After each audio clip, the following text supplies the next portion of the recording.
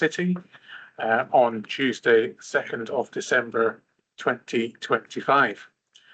It's good to see all of you here today. I thank you for making time to join us, and I particularly wish to welcome those in attendance, any observers that we have, and all those who take time to tune in afterwards.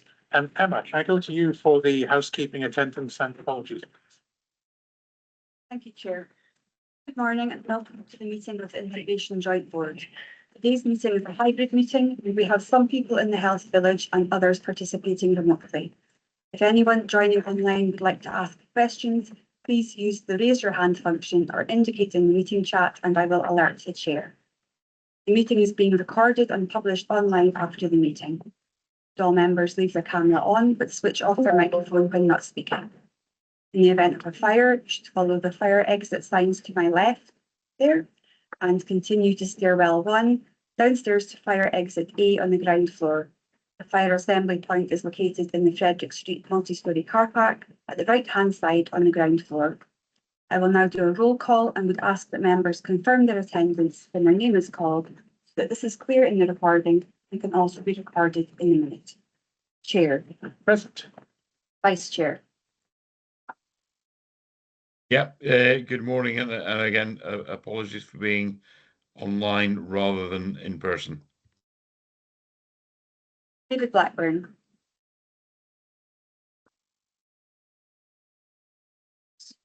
I can see you, David. I can't hear you, though. Mark Burrell. Present. Councillor Fairfield. Present. Councillor Gregg. Present. Rich Johnson. Present. Councillor Malik. Present. And we have apologies from Jamie Donaldson and Jenny Gibb. Thank you, Chair. Thank you very much. By way of introduction is item 1. I would ask you to bear with me as I do have a number of notices to go through. Hopefully they will add some value to the proceedings. We are, of course, in December, depending on how you look at it and which calendar you use. Winter has either just started or is going to start in a few weeks' time. That does, of course, mean that the flu season is well underway. I'd like to thank all of those who've taken the time to be vaccinated up until now. This year's flu strain is particularly virulent. It has had a huge impact in Australia, India, has made its way across large parts of Europe. And I can tell you from personal experience, it is not fun. I would strongly encourage all those who are eligible to take up the offer of the flu vaccine. Members of the public, for members of staff, there are a number of drop-in clinics that are available. And again, thank you to those who have already done so. This year, the Joint Committee on Vaccinations have also set out criteria for those eligible for the coronavirus vaccine.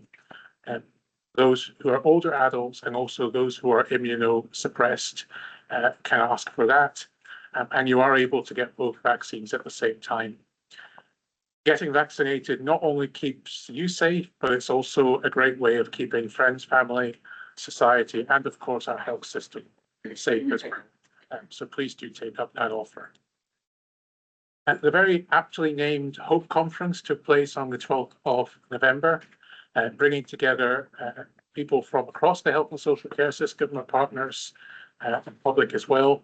It was a great conference by all accounts. I'd like to thank those who facilitated it, those who presented at the conference as well, and also all attendees. It was a way of introducing the principles of getting it right for everyone and seeing how we can work together across the piece to improve services for the people that we serve. I know from meetings that I have been at ever since that the analysis of the feedback that was collated is well underway and will be used to help enhance planning in the weeks and months to come. IGB members will recall our visit from the new Chief Executive of NHS Grampian, Laura Scaife-Knight, at our Insights session on the 31st of October.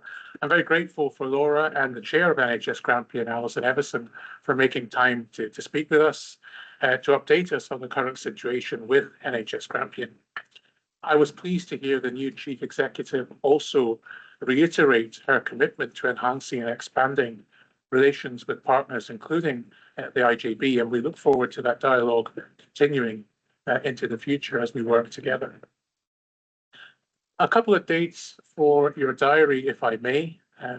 You will be aware that the consultation into the budget options for the 26-27 financial year is currently live. I would encourage anyone and everyone who is able to participate in that. It remains live until the 14th of December. The IJB will use the feedback from this consultation to decide on the budget options for the current year. And it's really important that we're able to take into account the views of our staff and others that we serve across the community, particularly in these challenging times. I am aware that online consultations are not for everyone. And if there are people that are struggling, then I urge you to please get in touch and we will find a way of allowing you to share your views. The Partnership Conference will take place on the 28th of January 2026. I look forward to seeing as many members that are able to join us as possible. And by all accounts, it's looking like it's going to be, as always, a great event. More information will be circulated in due course. I'm also pleased to be able to update you that after a rigorous recruitment exercise, we expect our new Deputy Chief Finance Officer to join us in mid-February, subject to contracts and notice requirements. Supported by her team, she will be invaluable in helping us with our financial planning and monitoring as we go ahead in the time to come. Lastly, given it's a bit more timely for me to do this now, I would like to welcome the incoming chairs of our Risk Audit and Performance Committee and our Clinical Governance Committee, Richie and Lee, respectively, whose term began yesterday. Let me also put on the record my sincere thanks to the outgoing chairs of the previous committees, Martin and Mark, respectively, for their efforts and their service. I look forward to working with the incoming chairs and the important work of their committees going forward.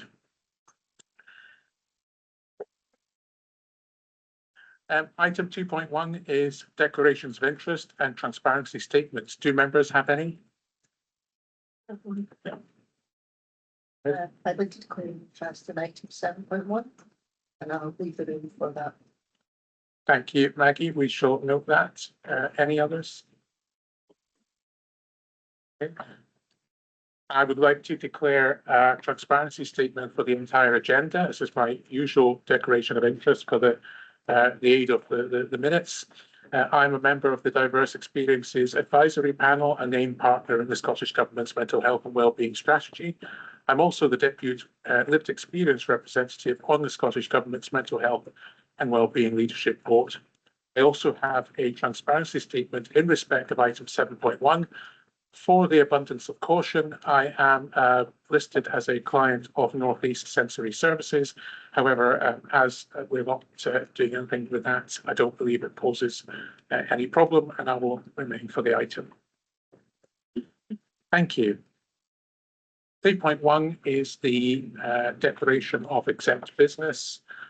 Are members content that we take item 7.1, which is a grant funding for voluntary organisations, update with future funding in private session? Are we happy to agree that? Agreed.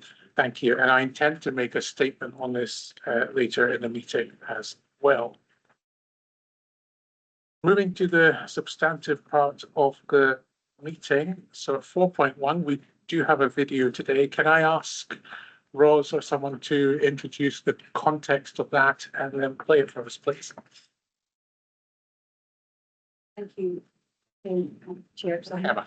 All right. Funded in part by a grant from the Community's Mental Health and Wellbeing Fund, 10 Feet Tall Theatre, an Aberdeen-based organisation, has been inspiring adults across the city to engage with theatre and foster meaningful connections through its Participate programme.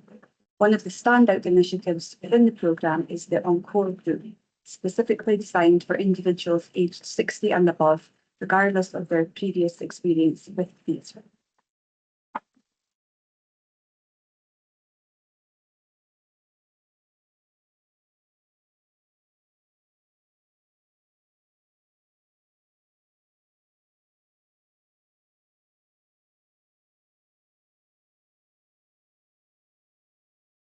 Rise with voice sound again.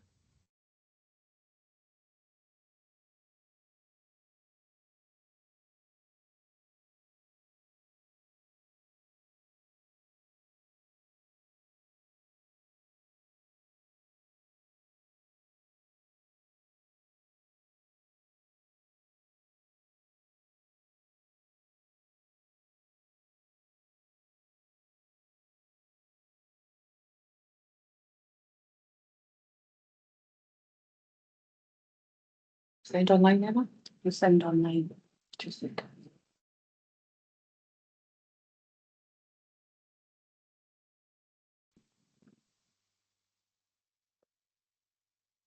It is promoting positive mental health going forward. I think drama is seen a lot for youths and young people, but to us, it's just as vital a skill to be exploring as adults, because it's all about how we behave as humans. It's exploring behaviours and characters and forging new connections with people.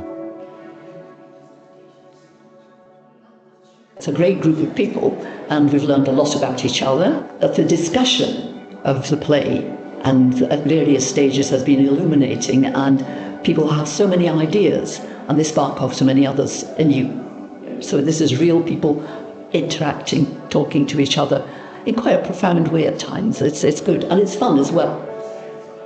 It's nice to come out on a Tuesday, meet like-minded people that I didn't know a single person. I also realised that I'm not an actor. I never thought I was, but the insight has been interesting and very educational, actually.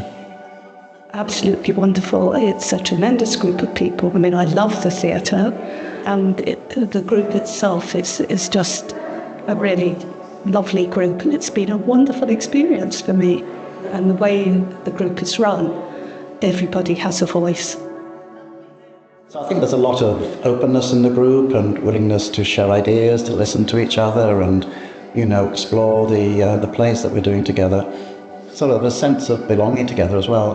There can be this feeling that people in their 60s are kind of, all they can do is sit by the fire and watch the TV, that shows that there's still lots of potential possibilities at this age.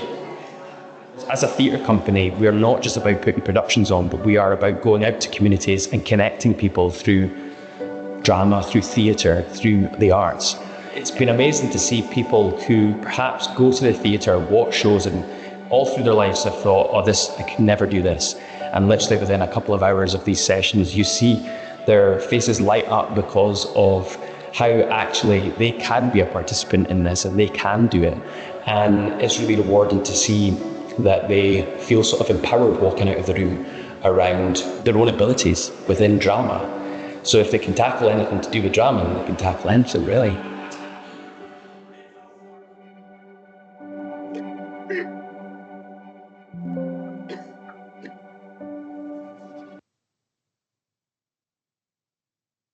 Thank you very much for that. And we will put a link to the video in the minute, if possible, for anyone that wants to take another look at that.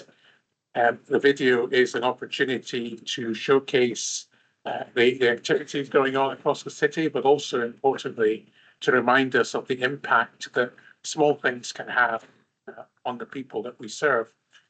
Just on a tangent, it brings back memories of my own drama and theatre experience at school. Not very fond memories, I might add. I was never particularly good at it, not very confident at it, but I did attend a theatre workshop a few weeks ago and really enjoyed it. So I guess the lesson there is to try anything twice. Moving on, I will draw your attention to the risk appetite statement at the front of our agenda pack today, which will help support the IJB in its decision making. There on pages 1 to 4. Right, I turn to the minutes of previous meetings. I propose to put a single question only on each of these minutes. Does any member object?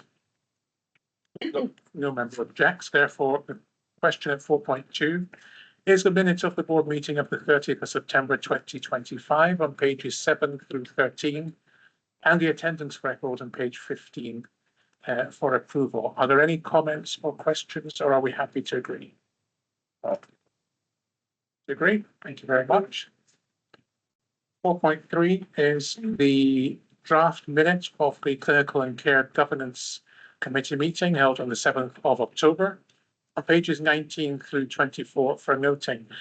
Mark, as the chair of that committee, is there anything that you wanted to draw the board's attention to? No, I thought they were accurate. Thank you very much, Mark. Are we happy to agree those? We are. Thank you very much. 4.4 is the IJB planner, pages 25 through 28. And I invite Fiona to speak to this and then we'll take any questions. Fiona. Yeah, so you'll note on the planner there that we have considered shifting a couple of them so to service updates because there is no action or there would be nothing other than noting for the IGB. So the key ones are the shifting the balance of care. So this was an update following the 1st of July meeting where we, Julie and the team shared the plans with Rosewell House. So no changes occurred at Rosewell House yet. So we were keen just to take that as a service update. Also the North East Population Alliance Strategic Partnership Agreement, as we were looking to give an update on that as well, just a service update. The GP Vision update, as we've got a Pan-Grampian IGB session on the 24th of February. To cover this, we would like to just take that off as a paper because we're really keen that we take that, because obviously the GP Vision is not just a city, but to make sure that you have that full discussion with all of the IGBs that are impacting on this, if that was an agreement. We've also got the Health and Care Experience Report that we would like to put to draft C, as it doesn't require a decision from the IGB. And then the last two that we'd like to move as service updates is the recovery regulations that have come out for the mental health, I'm going to say this wrong, moratorium, and put that as a service update as well. And also the National Care Service, obviously there's been significant changes from when that first started reporting to the IGB, and we'd be keen just to give you a service update on that as well. That was okay. Thank you.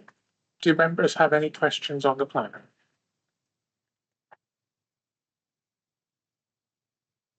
Mohammed. Thank you very much, Chair. Thanks, Fiona. One question in relation to Rosewell House. So will it be closed by the end of this month? By the end of this month? No, we're looking to do a phase closure by the end of March 2026. Okay. We extended 3 months. So original plan was closed end of this month. So the plan was we needed to set up the discharge to assess team, which is up and started last week, started taking the first people. And the idea is that team builds, the idea is that we'd start phase closure to Rosewell with it being completely closed by the end of March. Thank you. And did you notify to Aberdeen City Council Asset Management? Yes, the corporate landlords fully aware of it. Thank you. Any other questions?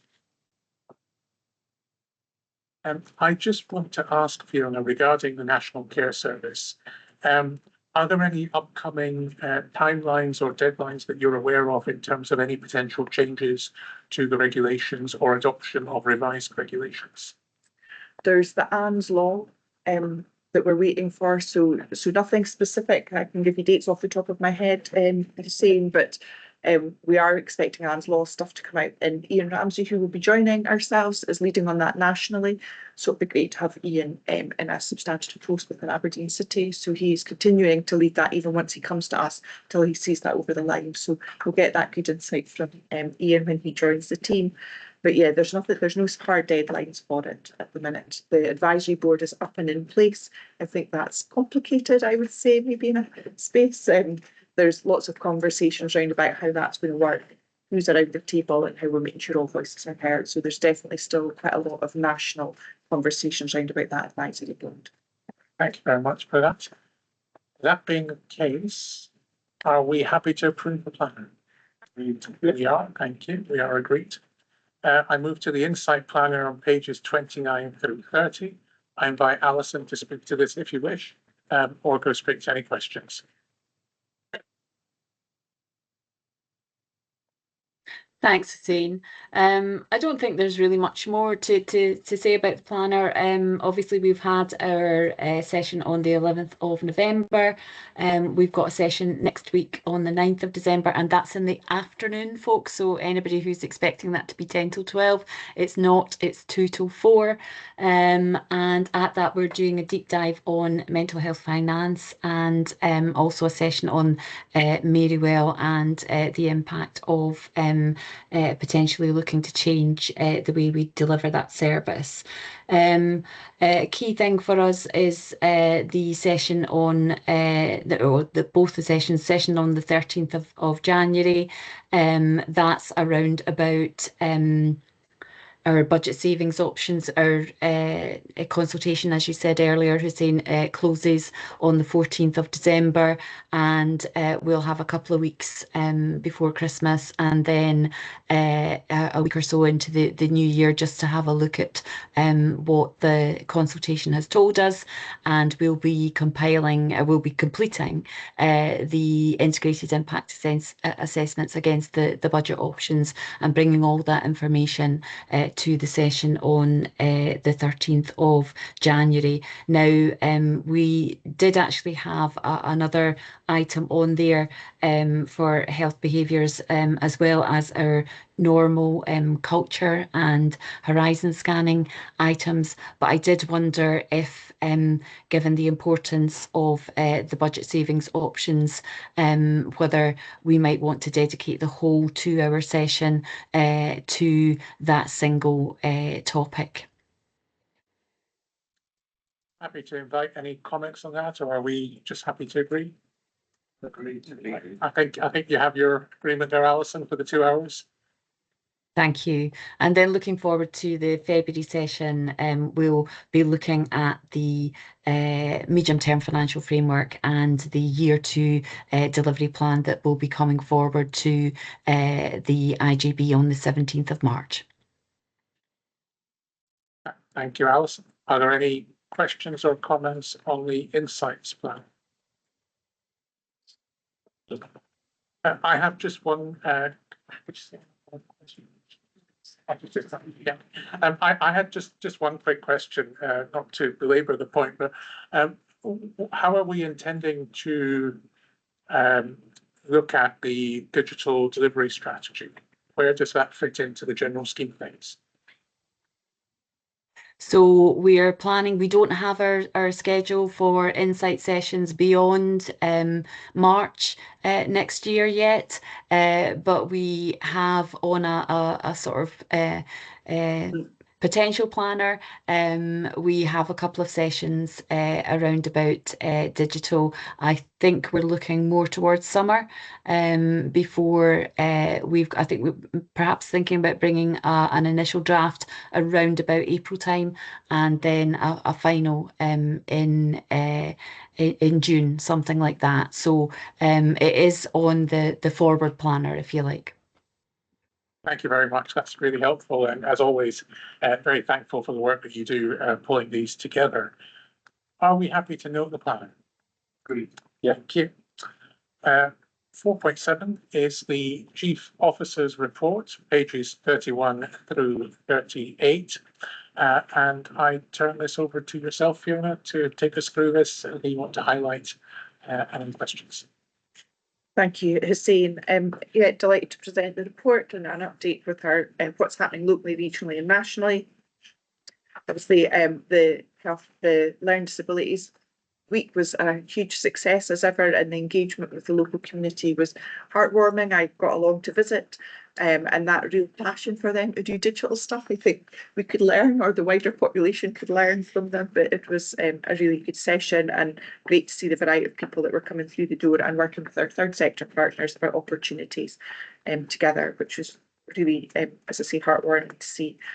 Our regional updates, obviously the Audit Scotland report has been published around about NHS Grampian and Ayrshire and Arran, and we're obviously working very closely with our partners just to understand if there's going to be any implications for ourselves as an IGB, and that future impact on that. So that continued close working with our with Jonathan, along with Alex Stephen and the chief execs of both the local authority, myself and NHS Grampian, just make sure that we've got that robust and open and honest conversations happening, is good.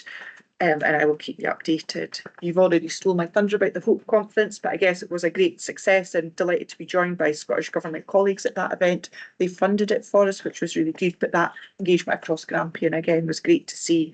And thanks to all the IGB members who did attend, because there was a number of you there on the day, so it was great. So thank you for your support for that. I guess I'm very mindful of a very busy social work team that we have at the minute and the number of things that are coming on. As you'll see, we've got the Justice Reform Act, the Criminal Justice Modernisation, Abusive Domestic Behaviour Review Bill. So very, very mindful about that and the early release of prisoners and that additional work that it's taking to an already extremely busy team. So working closely with Claire just to make sure that we're managing to keep an eye on and keep all the plates spinning on all of that.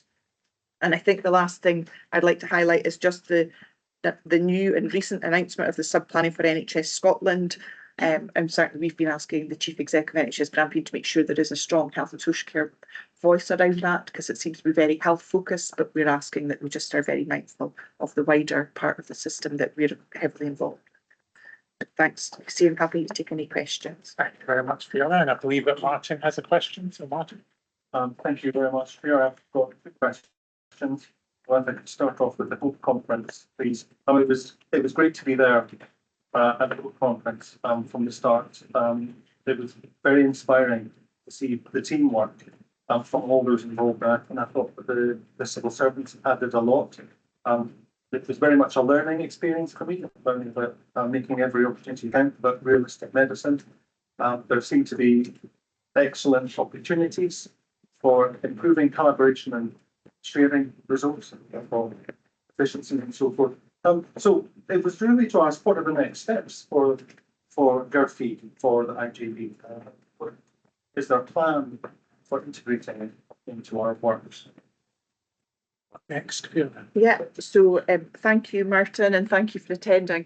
And absolutely, what we're trying to do is get people just to make it's just how we do business rather than it's something different, because I think that they just see that as something different. So it's really trying to change our systems and processes, really, and putting people at the centre of everything that we're trying to do. So I think it's that making every opportunity count, as you said, and just being really thoughtful about that when we are in people's homes or when they're in our bits of the system, to be really thoughtful. So continue to work with Lizzie as our lead for this, continue to engage nationally to make sure that we're just not missing any opportunity for that networking and learning across national, but absolutely just how do we make this part of the business that we do without thinking it's something different is absolutely the next step. Thank you. That's great. Thank you very much. I think that makes sense to just make GERFI routine, so that it's not really particularly visible, but it's just part of the day-to-day business. And I mean, GERFI's come up with community planning and else, so it's obviously going to be embedded in what we're doing. So thank you very much. But I also asked, if I turn the page to the early release. There's mention there on page 34. 5 prisoners will be granted early release. It's just to get a sense of what pressures, what responsibilities does it add to adult social care in particular. Because I mean, I'm fully supportive of appropriate early release, but it will, these are vulnerable individuals and they will require care, support. So just to get a sense of how manageable this is going to be for adults. So I think I'll let Claire come in. I will bow to her knowledge on this one. Thanks, Claire.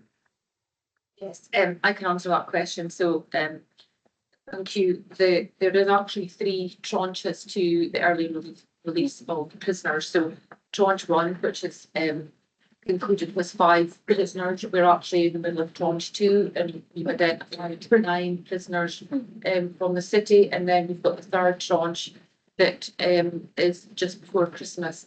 So in terms of the impact, I think, We have weekly meetings to see who's coming out. It's a multidisciplinary response. So we work with third sector organisation who do the voluntary aftercare for people leaving prison. We have housing, we have health, we've got social work. So it's very much a joint effort, and we identify who is best to support and wrap around that person. So we are very assured that we've got the necessary things in place to be able to support. Thank you. Mark, please. Thank you, Chair. Just going back to page 32 and just the projected overspend of NHSG at 68 million. Is that figure still as relevant, or do you think we're seeing any improvement in that figure? I think that's, I think that there's lots of discussions about the 45 million being the absolute max, and therefore 68 million, we're well above that. And I think that there's been significant work done by NHSG and the Financial Recovery Board to try and reduce that down. I just wanted some update on that as a figure, please. Yep, so happy to, Mark. So NHS Grampian have been working on a savings plan. So they are nearly at the 45 million. They're just 2 million over at the minute. So, but they're quite confident by the end of the financial year that they should be at their brokerage at the 45 million that's agreed. So we are participating as appropriate as we can with the value and sustainability team, because there are bits of our system that touch completely what they're trying to do. So they are in a good place. As I say, there's significant, as you can imagine, oversight around this, and there's the Finance and Resource Committee that I now attend as an IGB Chief Officer, that actually Richie happens to chair as in his non-exec chair role. So I'm around that as well. But yeah, there's been good progress on the savings that they need to do, and that sustainable savings as well. Thank you. I'm not sure if Councillor Malik wants to come back on that one. I have another point about a different agenda. Councillor Malik wants to come back on that particular point. Ahmed. Thanks very much, Chair. And yes, again, same page 32, and Out of Scotland raised some concern about two health boards, but I believe Aberdeen NHS Grampian is the only health board escalated to stage 4. And what measures has been taken so far not to escalate to stage 5, because stage 5 is suicide? Yep, so we're not the only one at level 4. There is another health board that's at level 4, but How yeah, many of them?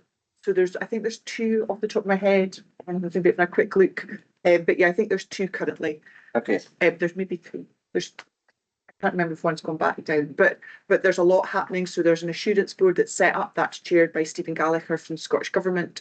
So there is that oversight. That's a fortnightly meeting that happens, and the Chief Executive of NHS Grampian has a weekly meeting with him as well, over and above that. And as I've already intimated, there's a significant savings plan round about to make sure that we deliver, or NHS Grampian has delivered on the savings that they need to. So a lot of oversight, a lot of scrutiny.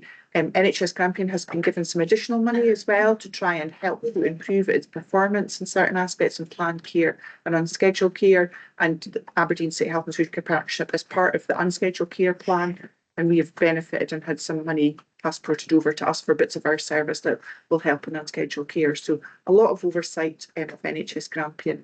And I know it was raised, I was at the annual review of NHS Grampian yesterday, and it was raised there. But level 5, there are no plans at the minute for level 5. They are the CABSEC, Neil Gray was actually, his feedback was that he was content and with what he was seeing and hearing in NHS Grampian, and that he does think there's progress being made. Thank you very much, and thank you, Chair. So when you mentioned about additional money, 65.2 million loan, and how much on top of this one's NHS received? So it's 45, the brokerage will be 45 million, the rest they have to get savings, and I think that takes them to 90 million brokerage, but that is off the top of my head altogether for NHS Grampian. I don't have anything else. And just to add a little bit of reassurance on the assurance board, I was pleased to be able to join Fiona at the assurance board earlier in October. She advised the board, which she said is chaired by Stephen Gallagher, on the IGB's performance and the indicative direction of travel for this year. And I think the board were pleased to see the work the IGP have done on that score as well. Mark, did you have a second question? Yes, thank you, Chair. It was about the, I suppose, recent announcement of the two national subgroups, which I must admit came as a little bit of surprise to some of the members of the board. I think that just to say that we probably will be absolutely cited on that as an IJB to make sure that we're integrating into that planning service. I think particularly do try for that as well. So I think we'll welcome that, and we'll have to. I think only applies to 4 different sort of work streams at the moment, but obviously those are the ones that come on board and have to keep close watch on that. So I think that's it. That's an important point, and thank you for raising it in your report. Otherwise, I think that's been content. Thank you, Chair. Any other questions or comments? Mohammed. Thanks very much, Chair. Hope Conference. Can I thank Culture Academy for hosting? It was a wonderful event and was very well organized, very informative as well. Well done, team. The next question is on national update in relation to Scottish Parliament made decision on 6th of November under Section C of the Prisoner Criminal Proceeding Act. So do we have numbers? How many criminal been released earlier? Did you say, Claire, there's 9? There's 9 we're planning for. How many voters have been released? There's 5 so far on the first tranche, another 9 on the second tranche, and we don't know about the third tranche in terms of numbers. We get what happens is we get a list of those who meet the criteria. We then have to do a bit of scoping along with partners to try and give any intelligence, because it's the governor of the prison who has the ultimate say whether they're released or not. So we help with the kind of triaging to see, is there any risks, or do we think that you can meet that criteria for being released. So there are some people we do refuse for the early release. So we do take those where their intelligence tells us that they're going to be of most risk. So 5 so far and 9 in the second tranche. Okay, thank you. Thanks. No further questions. The recommendations are on page 31. It is recommended that we note the content of this report. Are we happy to note it? Yeah. Thank you, and thank you, Fiona, for, as always, for taking the questions. Turn to item 5.1, which is the Q2 2025-2026 financial performance and indicative results for the year end 2025-2026 on pages 39 through 46. I welcome and invite Bernadette to introduce the paper and take any questions. Thank you.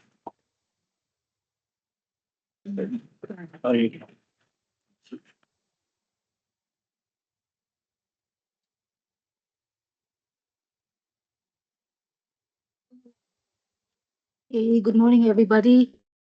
So basically, just to give you a brief introduction on what we're presenting here today, we are basically providing you the data as regards the financial performance covering the 6 months period, April to September 25-26, plus the indicative results for the year end April 2026. We also noted here some update as regards how we are monitoring the performance of Aberdeen City IJB, and the update regarding our digital work on capturing data regarding our healthcare clients. I now open the floor to any questions, please. Any questions for Brennan? Richie, please. Yeah, thanks, Danny, for the report. And firstly, just to welcome, I guess, the projection at this point in time that we're on track to not just quite break even, but a modest underspend, which is great if that can be maintained. So we're saying kind of well done. Equally, there's still some time to go, so we can't take the foot off any pedals here, just in terms of making sure we get to the end of the year. And a couple of specific questions. That said, and just on page 42, you're giving us an explanation of some of that kind of deteriorating position and the reasons for that. So a couple of questions on those, if that's okay. One was on the revised contractual rates, and I'll just start with that one first. Is that going to surprise? Are we expecting any more in the balance of this year in terms of a risk between now and the end of the year? I guess just that kind of changes to contractual rates, and again, if that was not planned for, is there any more surprises that we're expecting in the last few months? Okay. Okay, just to advise everybody, we are actually actively engaging with our providers at the moment. This work pertaining to the review of contractual rates, terms and conditions with our healthcare providers is ongoing. We currently have, if I'm not mistaken, more than 100+ different contracts with providers. I have in this room Miss Kate Humphrey, who is actually chairing or supervising the work that's currently going on. During the HOPE conference, it was actually instigated further that further involvement with our providers should be brought forward in order to update our terms and conditions with our existing providers. This would also include updating what care do we really need to be provided to our valued clients, not to mention understanding how our providers run their operations further forward so that the IJB can then assist further on how we then fund them and assist them in carrying out the required surveys. This is an ongoing work. It's not actually gonna finish within this fiscal year. It will go on further in the next fiscal year, considering the number of contracts and providers we have with different providers. Some providers have got 7 existing contracts, so that alone will require a lot of intensive scrutiny. The only thing I can guarantee right now is that, yeah, we're closely scrutinizing all this. Before I ask Richie to come back, I think Jonathan wanted to come in. Thank you, Christine. Yeah, just really to say, I suppose from our financial planning point of view, we've made assumptions at the beginning of the year as part of our budget in terms of what we think those rises should be. They're going to vary dramatically, probably from one provider to another, depending on the circumstances. Therefore, the work that Bernadette's just referenced is vitally important, and it's work, as she says, that just doesn't stop. There'll be a continuum of this from this year into next year as well, and I would expect us to continue to look at this in detail annually. Apologies, Richie. Yeah, no, thanks both. It was just that assurance, I guess, that had been included within the assumptions, which I'm sure it was anyway. But again, it's just the fact that it's a bit dynamic. That's just that element of risk around that might just give us a bit more pressure. But I guess what you've assured us it's been actively managed on an ongoing basis. So that's good to hear. Sorry for saying that. Back on that, just I absolutely agree. We can only make certain assumptions at the beginning of the year and then work within those parameters, which is why Bernie's really brought folk together, but also working very, very closely with the contracts team and the social care team in particular around how we define what's required and make sure that we're getting the best out of those contracts. I'm going to Martin and then I'll come to John online. So Martin. Thank you, Chair. So remaining on section 4.2, it looks quite encouraging that the Q2 projection looks fairly positive. I think that it's particularly helpful that we have identified their areas for focus, for savings, efficiencies, so forth, so staffing, commissioning, and so forth. But I mean, there's a worry that each of the items is faced with rising costs. So it's almost as if there's a tidal wave coming in. We're fighting hard to manage budget pressures, but there's this kind of external force coming in with higher costs and so forth, I mean, that just adds to the tension, so I'm just wondering if that. What's the feeling going ahead for the remainder of the financial year in taking into account rising economic pressures? Yeah. I imagine. Yeah, if that's okay, Bernie can maybe help me out if I get stuck just in terms of any further detail, but I think what we're seeing through the report is that the starting point in terms of constructing the budget is one that we feel is sound, that has taken account of not only demands, but also the rising cost pressures that we were anticipating. As I said, and effectively what Bernie was referring to is that's not going to land on each individual situation exactly the same. Therefore, there's the constant watch that needs to be done. But we have made assumptions about where we think our costs are going to go. And I suppose as an IJB, the IJB took that on board as part of setting this particular financial year's budget. Does that mean that all risk is removed? No, I think there's still obviously a degree of risk that sits around the entire system, both from a demand point of view, but potentially from a cost point of view. Although the further into the year that we go, the more certain we get in terms of cost, because cost will already have gone through our books and records. We'll have actually paid for those services, and we'll know what the value of that was. So therefore, there's a smaller and smaller element that we need to be estimating on.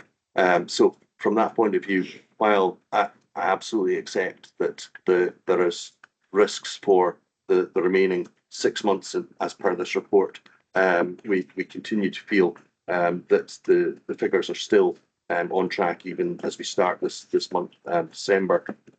We'll know more and be far more certain, I'm sure, as we get to Q3 and the report that we bring to you after Christmas in the new year. But that doesn't remove the risk that exists. We have that risk, and I think that will remain with us right through to the end of the financial year and into next year. Thank you. I'm going to John online and then Mohammed. So John. Yeah, I think Jonathan Belford's answer just completely answered the question that I was going to ask. It was around the degree of confidence or worry that we should have. But I think, yeah, Jonathan's actually totally answered the question I was going to ask. Can I just bring Fiona in for a moment? Yeah, thanks, and thanks, John. I would like just to add that I think there has been a lot of work done this year about our budgets and that close monitoring by all of the teams, and the thought that the teams are all being very efficient or really being thoughtful about every penny, and as if it's their own money because it is our money.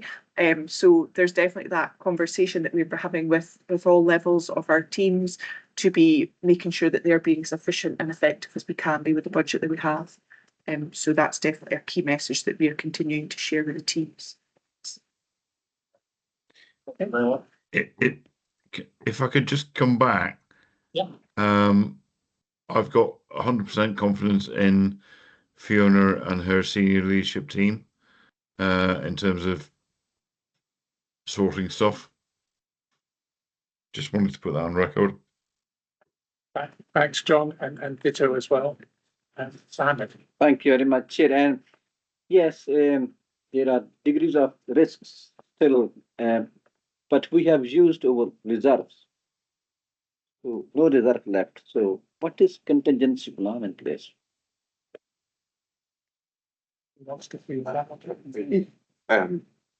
Between us, I would say the contingency plan at this moment in time is to manage this budget in the most effective and efficient way that we can, in order to make sure that we are delivering to the value of the budget, the money that's available, and is in line with the expectations of this board. There's no slack within that system, and therefore you're seeing a forecast, I would say, that is pretty much on budget at this moment in time. That small surplus is a mere fraction, I would say, in terms of an estimate So there isn't anything really to fall back on.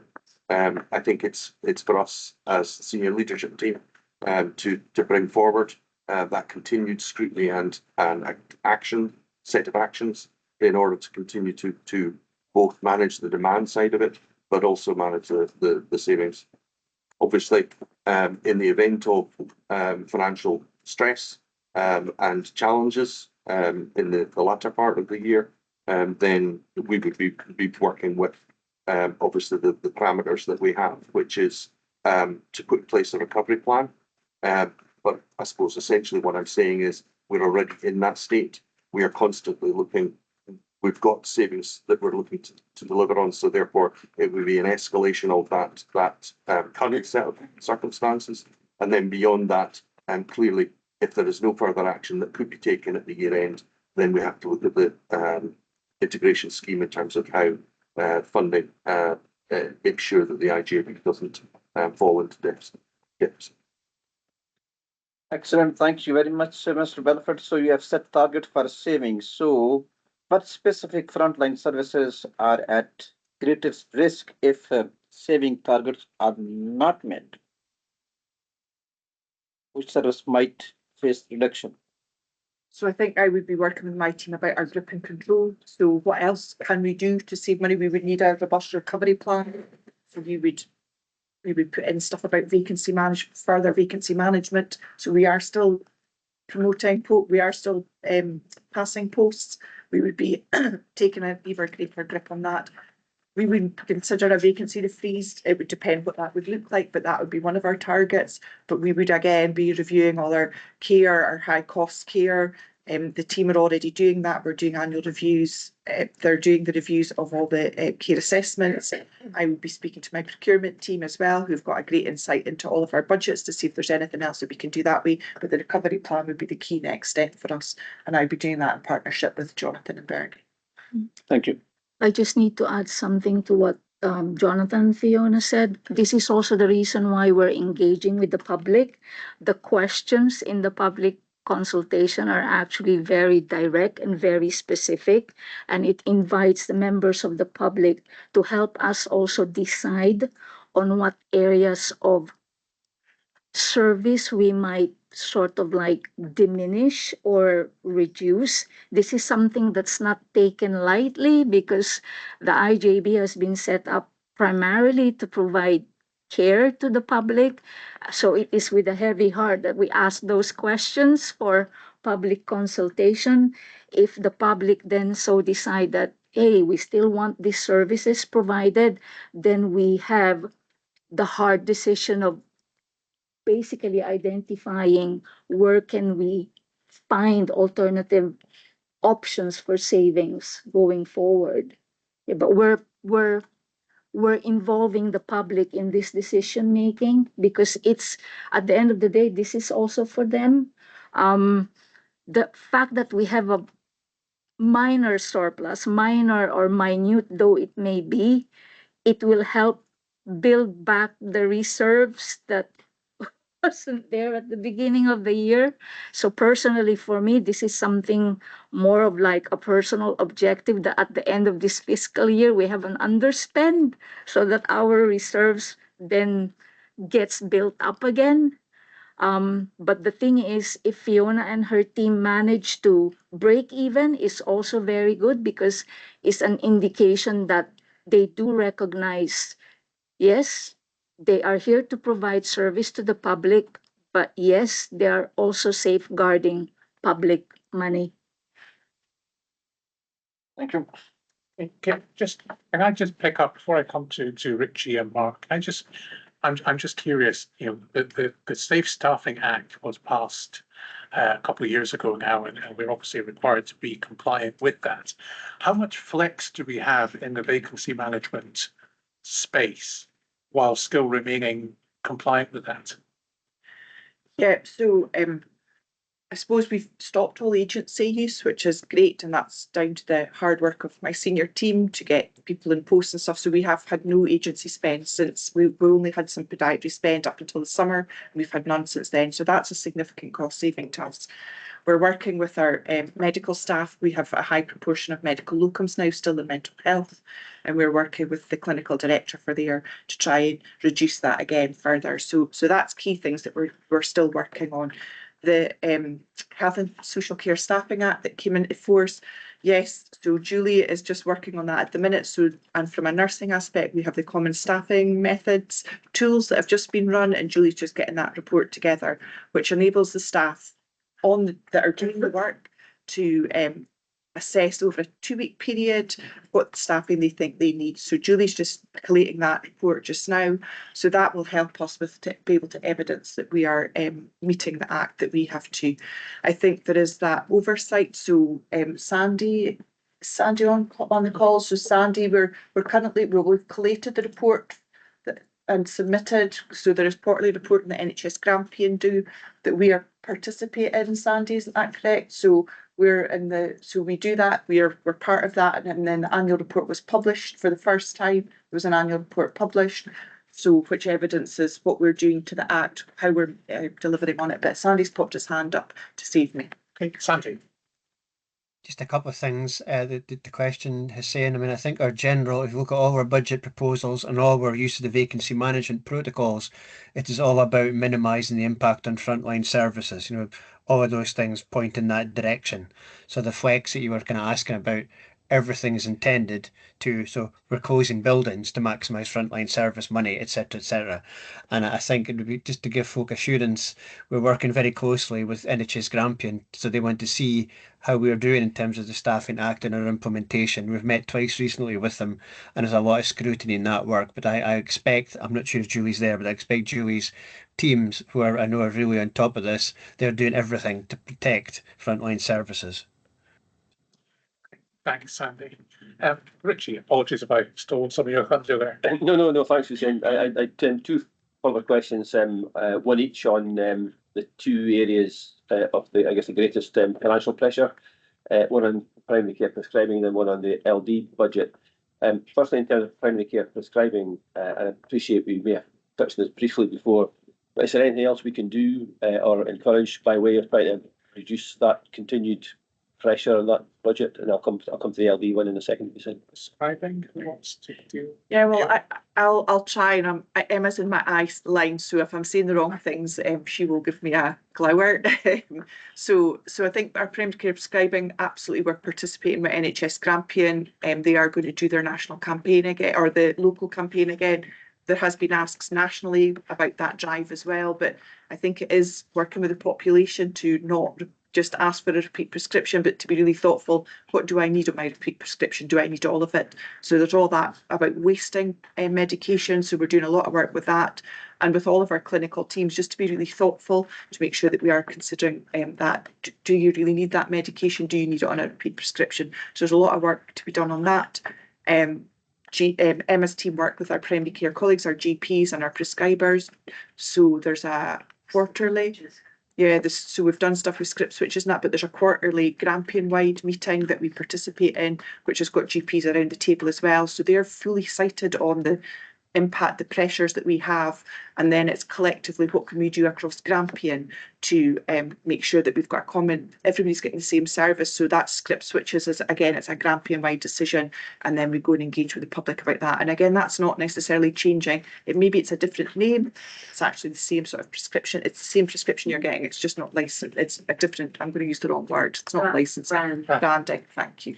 So we're doing all of that, and as I say, we're engaging with NHS Grampian on every opportunity we can, and also that conversations from what is prescribed in secondary care, and actually just being very thoughtful about that prescribing charge will then move over to primary care, and is it the right thing that we're prescribing, or is it just a personal preference first? So there's conversations ongoing that way as well.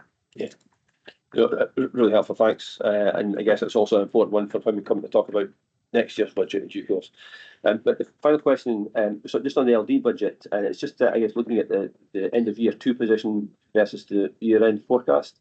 Now, without putting words in your mouths, this might just be about profiling, but at the end of, I think, 6 months into the year, quarter 2, there's a £29 million spend, but the year end is 51, which is 22. So I'm just, I guess, looking for assurance that it is the profiling, and there's not just a an over optimistic position in terms of year end versus where we are at the end of Q2?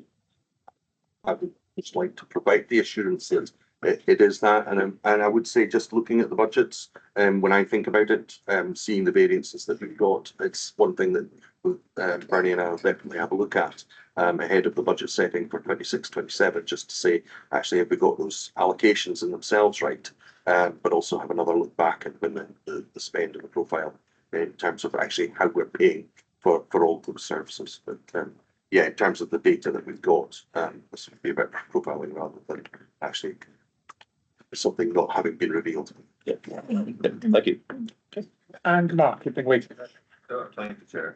I suppose that going back to the slight change in position from 197 overspend to 43 overspend, how underspend, sorry, even better. Yeah. How confident are that we remain on that trajectory? And do we need to really start thinking about contingency plans if we come back here at Q3 and the position has deteriorated further?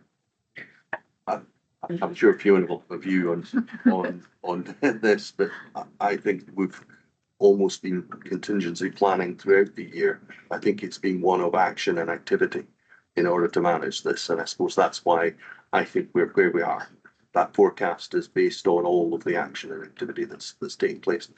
As I was saying earlier, I don't think there's a complete de-risking of the situation, but in terms of what we're actually doing, I think we're probably putting as much effort into the current actions that would replicate and would have to be escalated, if you like, or enhanced further in order to actually deal with any contingency arrangements, as Fiona was saying a little earlier.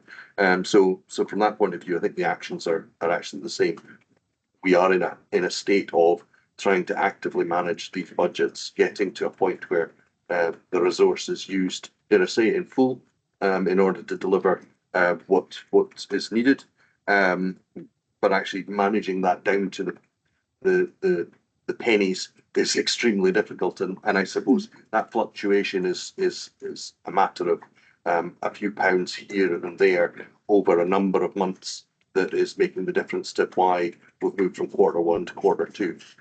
I don't expect, and I'm not anticipating, that at Q3 we suddenly move in the wrong direction, but clearly we'll be resetting those forecasts and redoing that with the data we've got as we come through the end of December. I just need to add something, maybe a little bit of humor, okay? In finance, we have a principle of conservatism, i.e. let's go ugly early. So in Q1, we were like, we said, oh, we might have an underspend of 197K to the end of the year, but that's because we didn't take into account, okay, what other possible cost pressures we will have. And we did say during Q1 result that maybe after Q2 we'll have a better picture of where we are. So considering all this, I believe we did apply go ugly early, hoping that in Q3 we've covered all areas there are. If there is anything else that we have not covered within the Q2 forecasting the year-end results, that will be hopefully very, very minimal. Sorry. Can I just bring Fiona in for a moment before you?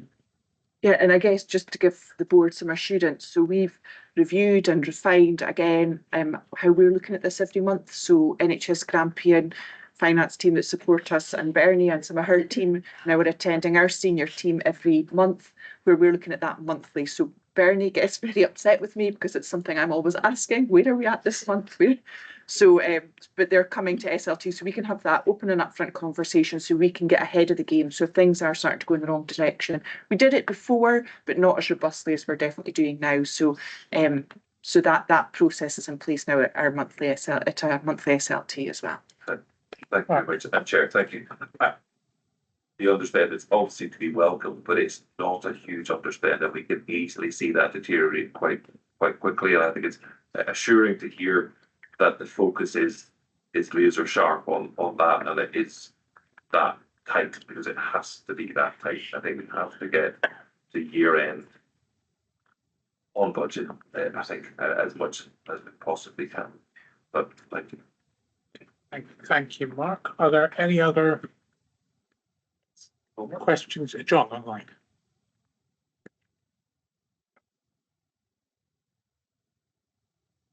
Yep, thanks, Hussein. It's kind of like going back a wee bit to the we know that folk in health and social care are under an enormous amount of pressure, and asking Sandy for the magic wand. Apart from understanding that, is there anything else that we as a board should be doing to support and help them? Who wants to deal with that? Sorry, that's a terribly unfair question, I know. Jonathan was going to. Jonathan, I'm make a brave attempt. I'm not sure that, I mean, the support of the board is vitally important in terms of not only the direction of travel, but I suppose in terms of recognising the effort. So I suppose that I'm hearing that. In terms of further things, nothing comes to mind immediately, and I suppose I was looking at Fiona as she was looking at me. I'm not sure if Sandy was thinking about that, but I would suggest a continued emphasis on actually reiterating the importance of what it is we're trying to do, recognising, I suppose, and acknowledging the situation that we're currently there, is always a helpful place for our staff to understand and recognise that you recognise. Oh, Sandy wanted to come in. Yeah, this won't surprise anybody that I don't have a magic wand. Sorry, John, but I guess I was just going to say, and I think Fiona, hopefully this is fair reflection, but the SLT does feel really supported by the IJB. We really do feel that.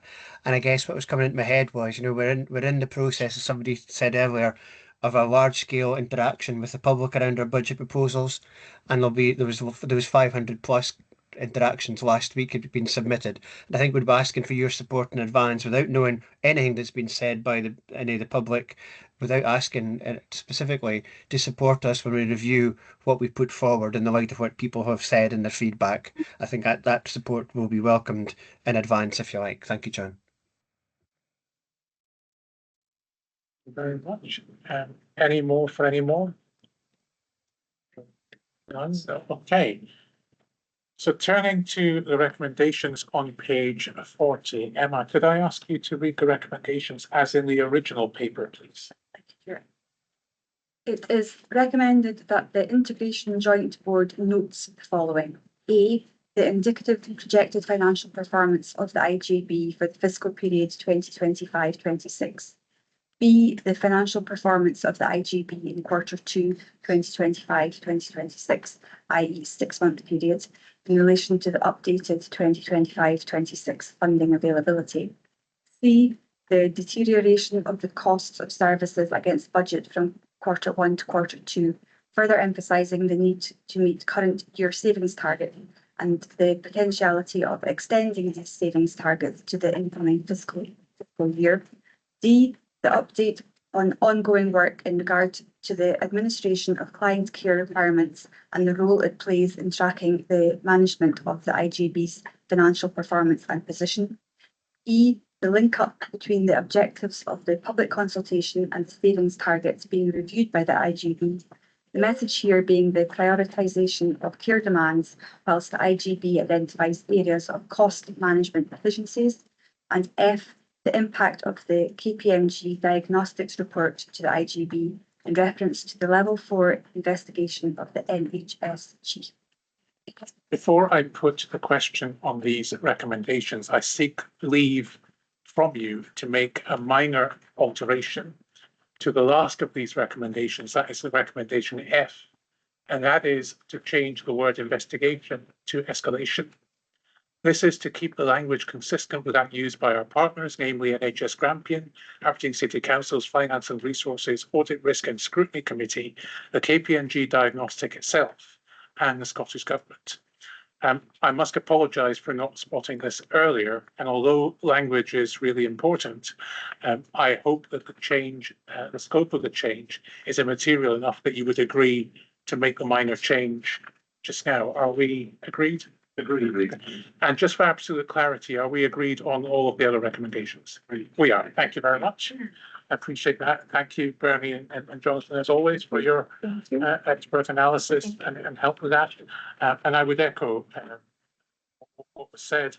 And Sandy, absolutely, we are very happy to support our SLT, yourselves and Fiona, for the sterling work that you're doing in what is anything but an easy set of circumstances. Thank you.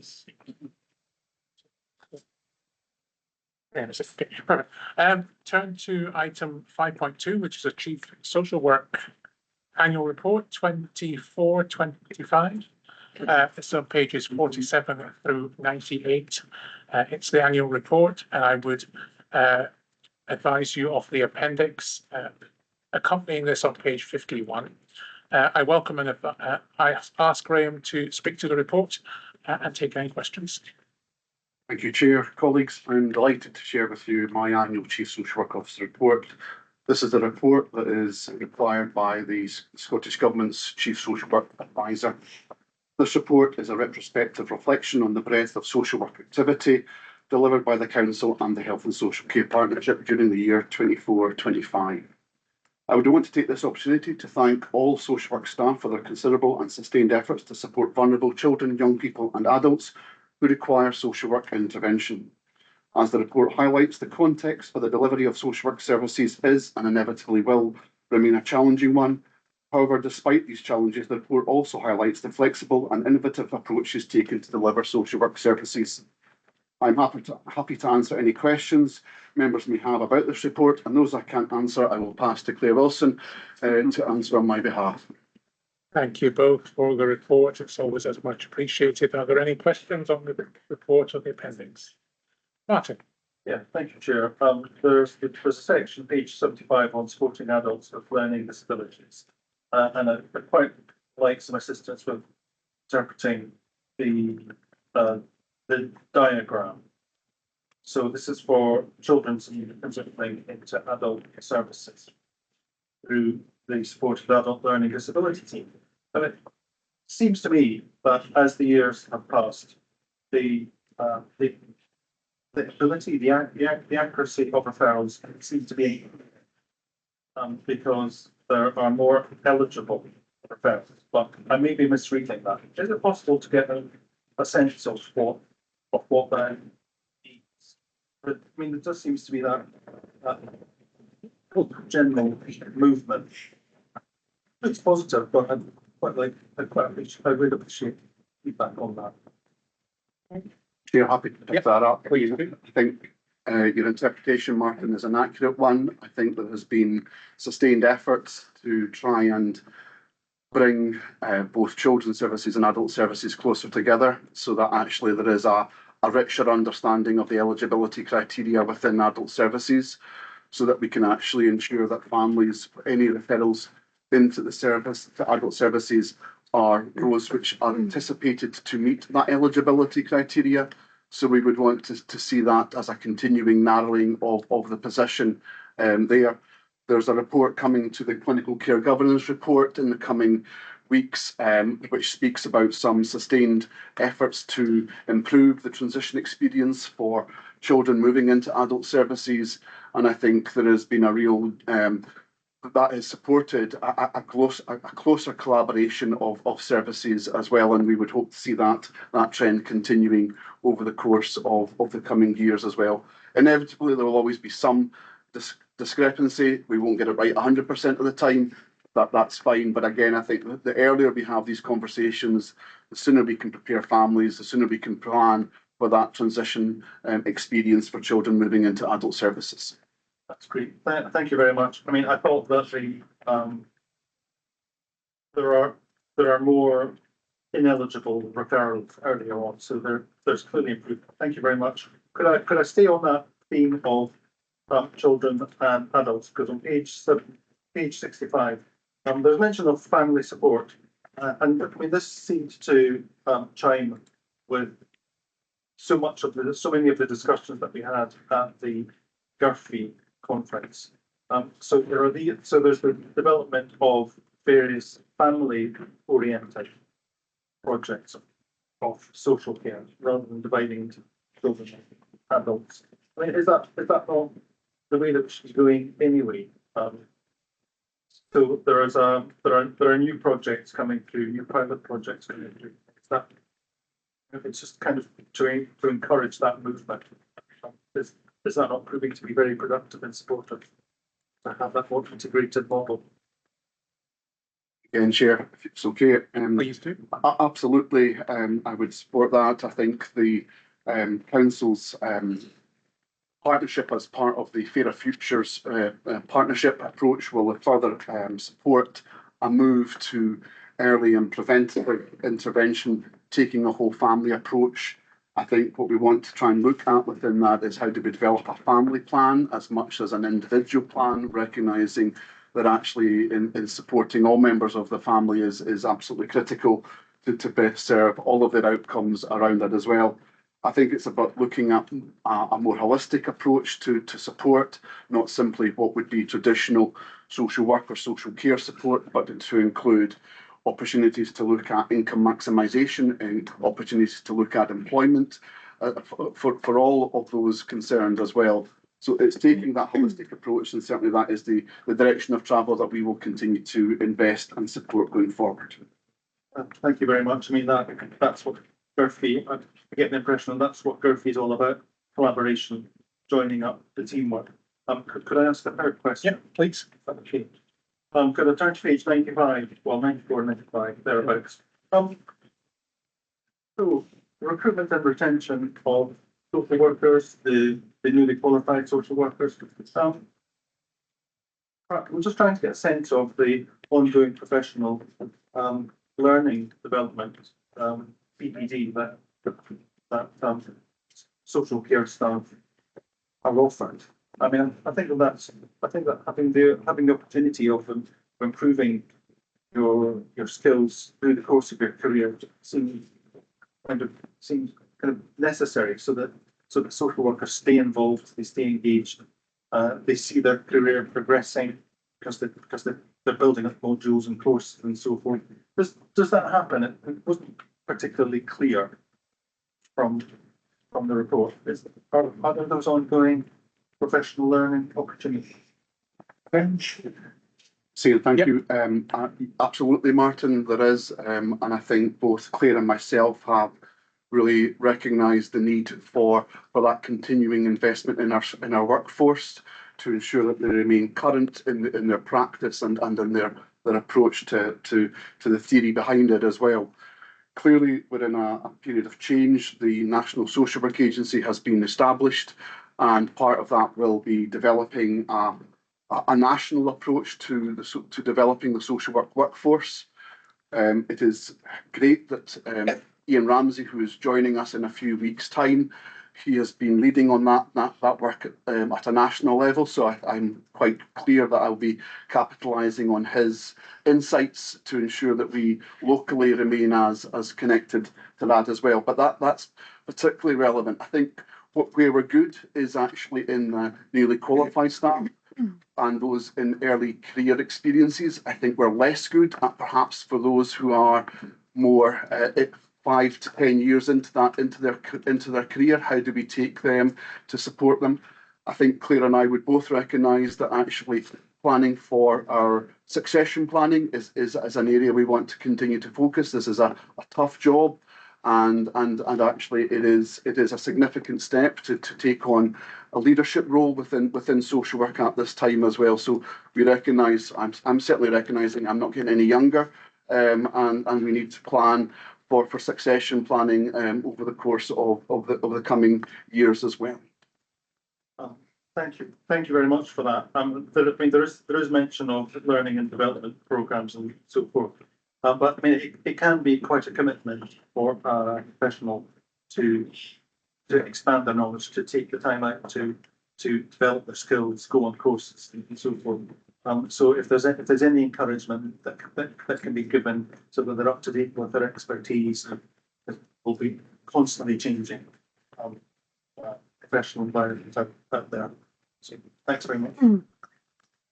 Okay, Claire? Yeah, it was just to add and build on what Graham said. I mean, in part of the professional supervision, everybody has a development plan, and we do identify learning needs. We share any online courses or training courses, but you're right, we have to make sure people are given that opportunity and the time to be able to do that. So absolutely.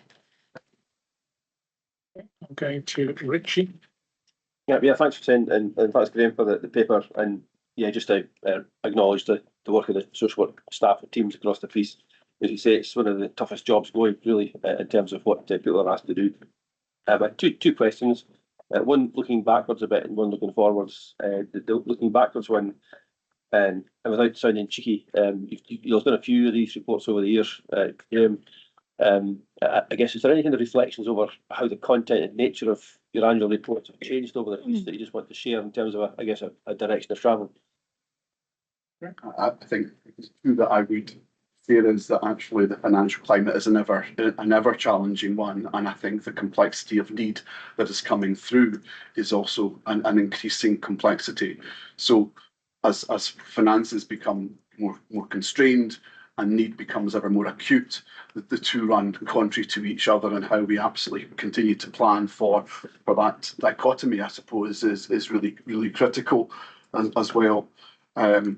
I think at its heart, how do we also, better utilise, I think probably my age is saying that actually I didn't realise probably when I started at my career the importance of technology would actually begin to play, and I think actually technology is increasingly significant in how we are both supporting those receiving services but also supporting the staff who are delivering those services to think about actually how we can harness the sort of the opportunities that technology that can bring, and I think that is something new. So again, upskilling our staff to have an appreciation and indeed a utilisation of those skills is something which I think we need to sort of continue to invest in. If I might, and you've kind of half answered the second question already. I guess it's just any kind of key points you want to share, point towards the IGB, particularly in terms of our role around about this area, just in terms of things you might want us to particularly pay attention to as we look forward. I mean, clearly the demographics of the city tell us that we have an increasingly ageing, increasingly frail population. Advances in medicine are enabling people to live longer with more acute and complex needs as well. So therefore, I think that the demands of doing that. What we also know is what people are telling us. They want to remain as independent as they possibly can for as long as they possibly can. How do we adapt our services? In some respects, moving a person into a care setting, whether they be a child or whether they be an adult, is more the straightforward issue. But it's also, we know, is it a sustainable option? How do we actually keep them in their home, within their families, connected to their communities around it? How do we actually harness the want and the will of the community to support themselves as well through those ageing processes that we're all going to have to encounter as well, as something I think we need to continue to do that.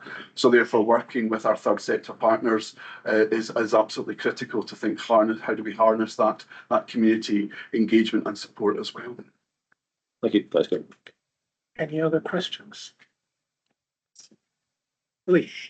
Thank you so much, Chair. I just want to say thank you for the report as well, Graham. It's really eye-opening and really informative.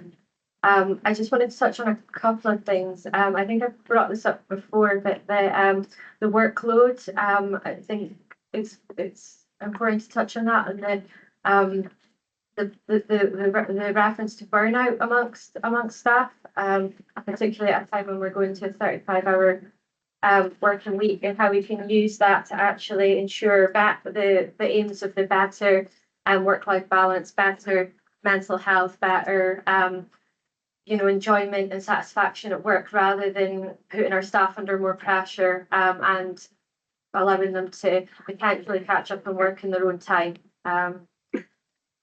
Just what we're kind of doing to make sure that we're really focusing on that, because as we've mentioned, it's an extremely demanding job. I know people in the sector who are, yeah, really finding it. Saying probably Claire's better, given this is the Health and Social Care Partnership. Do you want to maybe kick that off? Yeah, no, I can certainly do that, and thanks for the question. I think the 35-hour week caused a lot of concern for social work staff. I think they were initially unsure how it was going to work. I think they felt that would put them under more pressure. And I think with any significant change, there is going to be nervousness. I think as people have moved into a more new way of working, so some people are doing a 4-day working week, compressed hours, some people are doing a 9-day fortnight, and actually the feedback we're getting now is people, now that it's settled down, it's embedded, people are actually finding that they have got that more work-life balance. So the initial anxiety of it, as we've moved through that and as now embedded, we've changed the way we've worked, we've kind of changed our duty hours, we've done a number of things across different services of how we're going to mitigate it and how it's going to embed and work. So we're through the other side of that anxiety, and we are seeing that people are actually have more time. They love their compressed hours, they love their 9-day fortnight. I wouldn't mind one myself, but I think they're now seeing the positives of it. So yeah, that's really reassuring. That's what we hoped for. Yeah. Sure. Do you think it's involved a lot of people of them supporting each other with diaries and things like that, making sure that people are kind of working to, if someone's off, there's someone else? Yes. So we've done this right across all adult social work. So we always have a duty. We always had a duty worker on. So we've just had to be mindful of a more like a rota, that some people come in a bit later, some people leave earlier. So we're making sure that there is always somebody there to respond to crisis. So if social workers will have a buddy system, so somebody would know their caseload and are familiar with their caseload. So there is always somebody there to pick up any responses and urgencies. And that's working really well. That's embedded. I think that's important to note as well, that it's not having an effect on the service and just the emergency or crisis. Yeah, we're still able to respond. It's just utilising the staff differently to what we did before, rather than having everybody in at the same time, leaving at the same time. It's more, and it fits in with people's work-life balance. Some people like to work later, some people like to work early. So yeah, it's flexible. It's good. That's really reassuring. Thank you. I just have another question, if you don't mind, Chair. Just around the increasing complexity of the needs that we've referred to and how that's gotten more acute over time. And I was just wondering how we're making sure that we're not leaving people behind as certain cases become more complex. Situations that were previously complex or maybe not seen as complex, and somebody's got to take priority potentially, or maybe they don't, maybe we're able to do them all. I just wanted some comment around. So the referrals we got there, we have a really intensive triage system. Okay. So when there is somebody who is kind of lower or needs, it is around looking at community supports, how we can signpost them to other activities. So we do that. The complex needs, we have got a variety of levels of the support, I suppose I would say. So we have a lot of contacts in place who would support people that maybe don't have that higher need and don't need intensive care in their home or residential. So I think, we're able to respond and flex with the amount of contacts we've got, our commission services right across the board. So can I just bring Fiona in, because I think she might want to add something to that. It was just in response, Lee, to your question about the staff and their wellbeing. We're also doing a lot with digital work. I think that's one of the big things that we are driving, and that releases capacity. So how can we use Copilot smarter? We've obviously got the social worker app that's coming online, hopefully from the beginning of April. So that was additional money that we got from Scottish Government investment to create an app that will enable staff, when they're in having the conversation, doing the assessment, that will be recorded, it will go into the records, and then they just have to sign it off rather than go back to the office and transcribe what they've written into that. So I think we're really thoughtful about that, and that will also make a big difference to staff. Again, as Claire said, that's a shift for them, and who've been around as long as I have, you know, technology is a little bit scary, and but I definitely think there's great opportunities with digital as well, and working closely with Microsoft and Steve Rowd and his team in the council. I think that gives us great opportunities to think about how can we best use our staff and how can we use technology to help us, as well as enable people to live independently with technology. It's also about streamlining our processes. I think, you know, I think there's been occasions where we've maybe put in so much processes that people are they get a bit bogged down by processes. So I think it is being accountable and responsible and evidencing what we're doing, but making that as streamlined as possible and as easy for practitioners.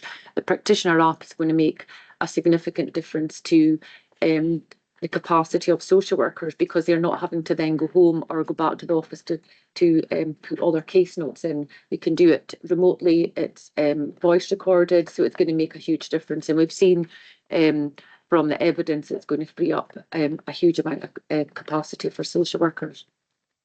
I think that's brilliant. I think there's nothing better at work than when something seems new and something seems scary to then find, oh, where's this been all my life? But it makes you feel a lot more, able to. I think, and like as I said before, change is always unsettling for people. New things, especially with Fiona and Graham being a bit older, they're wary about technology. But actually, that is my hope, that once it's embedded, people are going to say, how did we even manage without this? So,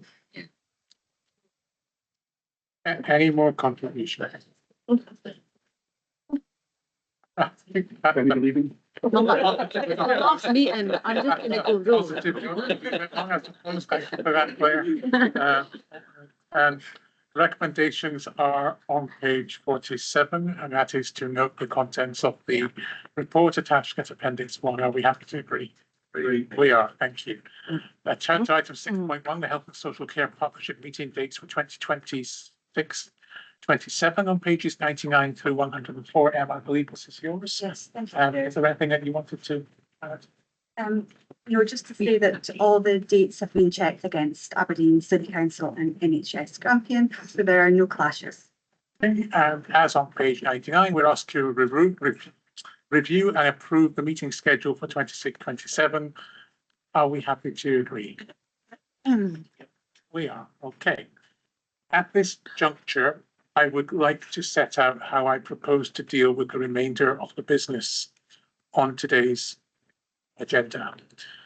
I intend in a few minutes to draw this meeting to an end and to move to consider the private papers under item 7.1.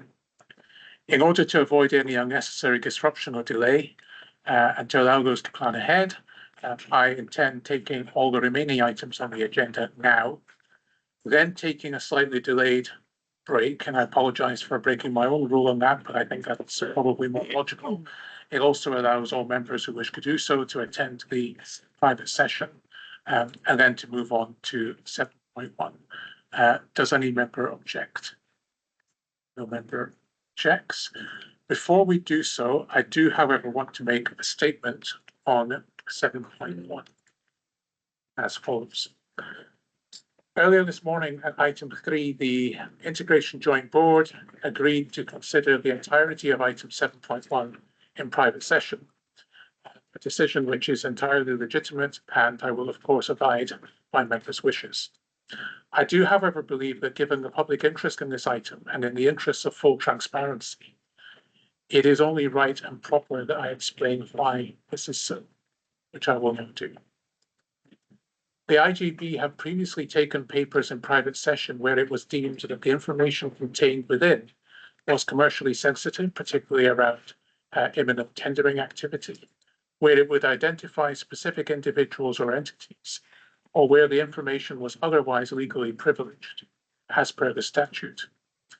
This is set out in the appropriate regulations and also comes under Standing Order 13 of our own scheme of governance.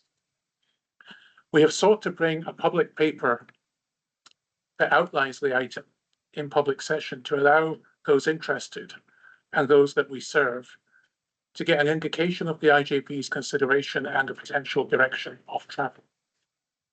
I am, however, satisfied in this instance, having heard from officers, that attempting to compartmentalise the paper at 7.1 would result in a public paper that was fragmented and not comprehensible to anyone, and that there was a high risk of ambiguous or otherwise inadvertent, inaccurate conclusions being drawn. And I don't believe that this would be helpful to anyone, particularly in light of any future decision that the IJB may wish to take. The outcome, or should I say the output of item 7.1 will be communicated in the normal way. And I hope that that is helpful.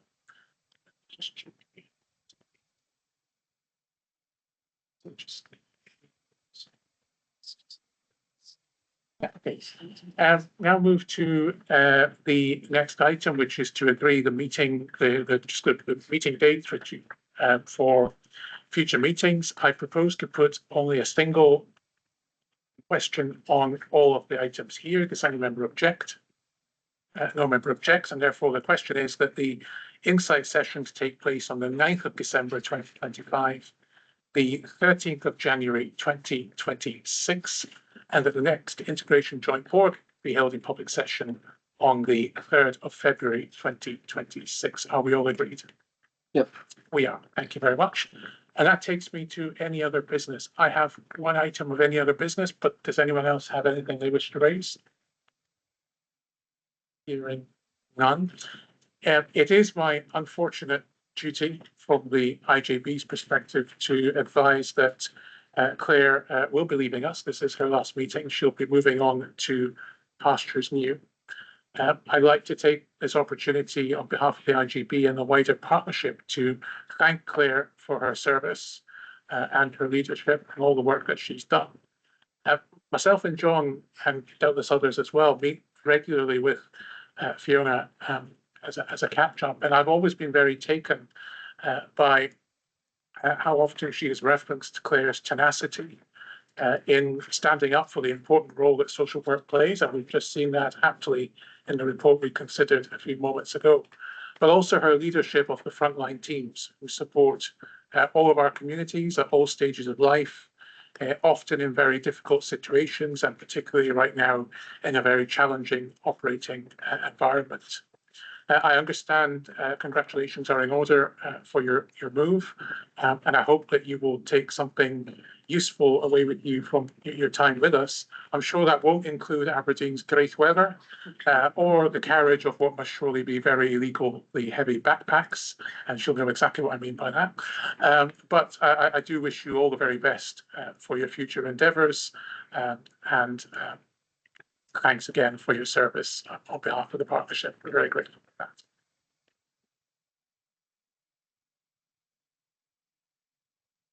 Being the case, I propose that we recess until 11:50 or shortly thereafter, and we'll continue with 7.1 if you're happy. It remains for me to thank all members for attending this public session today. I'd like to thank our officers for the reports that they have brought forward and for speaking to the items, and I would ask you to thank your frontline teams as well for implementing all of that. And I also thank everybody that has taken the time to observe or to watch us after the fact. It is 11:38. We'll adjourn until 11:50. Thank you and good morning.